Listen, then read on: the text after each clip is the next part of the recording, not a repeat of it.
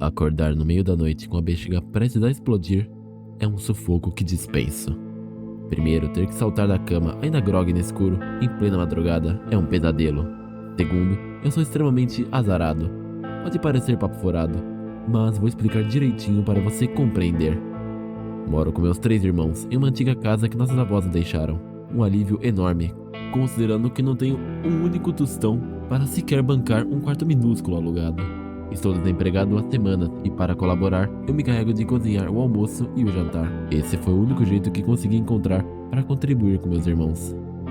A casa é espaçosa, 5 quartos, cozinha, sala de estar e uma garagem para 2 carros.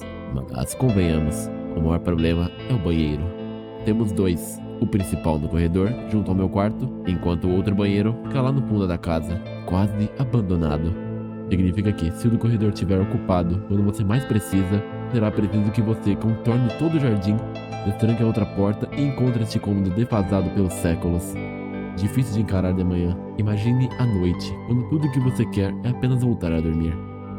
O banheiro do fundo mais parece uma obra inacabada. Parede sem reboco, teto esburacado, pia e chuveiros quebrados. A única peça que realmente funcionava ali era o vaso. Antigo, claro, e que faz um barulho infernal ao dar descarga. Acho que meus avós planejaram terminar essa reforma, mas morreram antes que conseguissem terminar. Recordo-me das minhas visitas antigas da infância e nunca me lembro desse segundo banheiro. Talvez tenha surgido apenas depois da morte dos 2. Vovó foi a primeira. Morreu de causas naturais. Vovô, incapaz de lidar com a partida dela, afundou em depressão profunda. Certa manhã, a diarista o encontrou sem vida. Pois bem, era umas 2 horas da manhã, quando despertei apertado, vasculhando o corredor. Vi meio às escuras que um dos meus irmãos já estava no banheiro. Resmunguei baixo, amaldiçoando minha sorte, mas decidi esperar. Contudo, ele devia estar com dor de estômago porque demorou demais. Sem alternativas, segui em direção ao banheiro dos fundos, rezando para que pelo menos a descarga desse sinal de funcionalidade. As tábuas do assoalho rangiam sob meus pés enquanto eu caminhava. Cheguei à porta, toquei o interruptor, nada. Toquei de novo, a lâmpada teimava em não acender. Alguns segundos depois, a luz fraquinha surgiu, revelando todo o descaso. Forro desabado, teias e aranhas penduradas em cada canto do teto, mas ainda assim o vaso sanitário estava lá, impassível, como se estivesse desafiando qualquer um que ousasse usar o lugar. Cumpri minha missão e ouvi o eco ensurdecedor de cada gota e dei descarga, contornando o banheiro até a única porta que existia. Quando puxei o trinco, ela não cedeu. Que porra é essa? Pensei, puxando com força. Eu não havia trancado. Isso só era possível pelo lado de fora, com um ferrolho enferrujado. Primeiro supus que fosse zoação de algum dos meus irmãos, que adoravam pregar peças idiotas. Então eu gritei: hahaha, muito engraçado, abra agora essa porra! Silêncio. E então eu disse de novo: abram! Nada. Meu coração começou a disparar. Era impossível ouvir meu grito. Será que era um invasor? Mas por que me trancariam aqui sem levar nada? Estariam me trancando aqui para se livrar de um dos irmãos e talvez se livrar de um dos problemas? Enquanto eu coçava minha cabeça, nervoso, cogitei arrombar a porta. Tomei impulso para chutar a madeira carcomida. Mas antes de encostar o pé, a lâmpada piscou e tudo escureceu.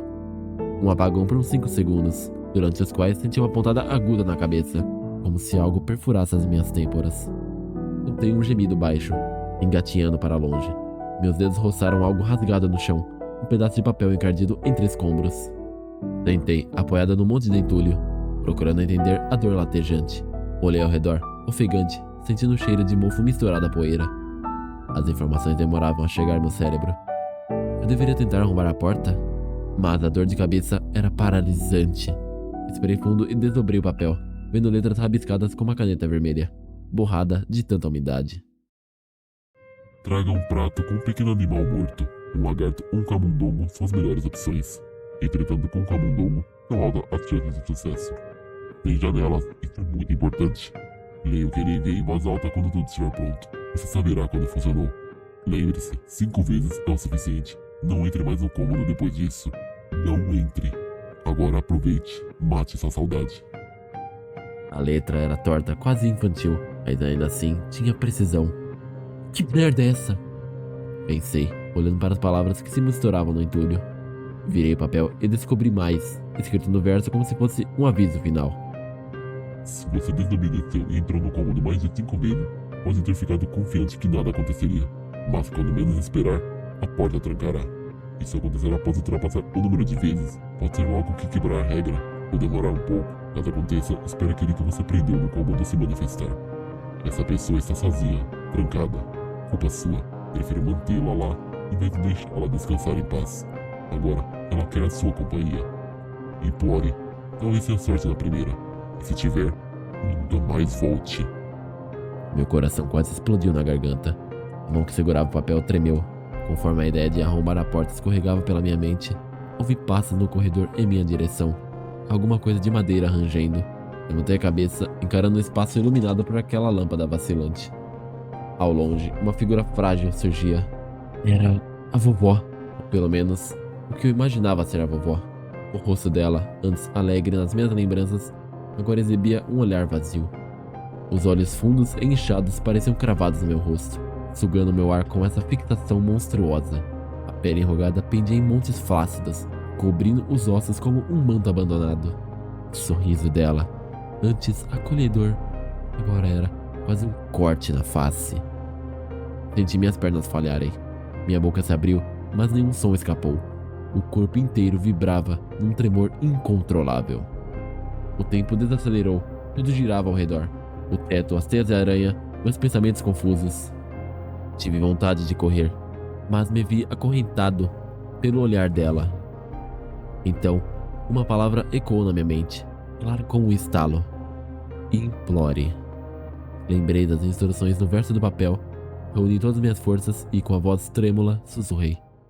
Por favor, me deixe ir embora. Eu não fiz nada. Eu não sabia de nada. Cada palavra saiu arrastada, embora em soluços. Vovó permaneceu imóvel, como se alimentasse do meu medo. Seu sorriso alargou até parecer que iria se partir no meio. A lâmpada piscou uma última vez, um clarão vazio antes do apagão total. Quando a luz se foi, tudo mergulhou em um breu absoluto. Um silêncio gélido caiu. Por instantes pensei ter sido sugado para algum buraco sem fundo. Não faço ideia de quanto tempo fiquei inconsciente, mas quando acordei era de manhã, e meus irmãos me balançavam pelos ombros e me chamavam o nome. Me ajudaram a levantar, conduziram-me até a cozinha. Minha face pálida como cera, e o tremor inédito fizeram com que, ao relatar tudo, acreditassem em mim. No início, riram, depois viram a seriedade dos meus olhos e se convenceram. Um deles foi até o banheiro dos fundos para checar se havia alguém, além do entulho. Mas não encontrou nenhum papel. Decidi ir embora dali 3 dias depois. Fiquei na casa de um amigo até arranjar um emprego e não voltar jamais àquele lugar. Nem meus irmãos quiseram continuar, mas ficaram para vender a casa e encerrar o passado. Aconselhei-os a não mexer em nada, não tentar descobrir o que havia acontecido lá. Preferi não saber se alguém seguiu aquele aviso estranho. Hoje, refletindo, entendo que vovô amava muito a vovó, de um jeito tão desesperado que não aceitou a morte dela. Talvez tenha tentado algum ritual bizarro, preso a crenças antigas, acreditando que podia reencontrá-la, talvez prendê-la naquele banheiro inacabado. Mas se existia um ritual, não foi com que ele se esperava. Aquilo nunca foi a minha avó. A essência dela, quem ela realmente foi, tá morta. Um recado para quem estiver lendo: nunca tente ressuscitar quem já partiu. Os mortos têm seus próprios caminhos e pousos. Se por algum acaso algo pareceu funcionar uma vez, considere-se com sorte, mas não repita o erro, porque da próxima vez, talvez implorar não seja o bastante.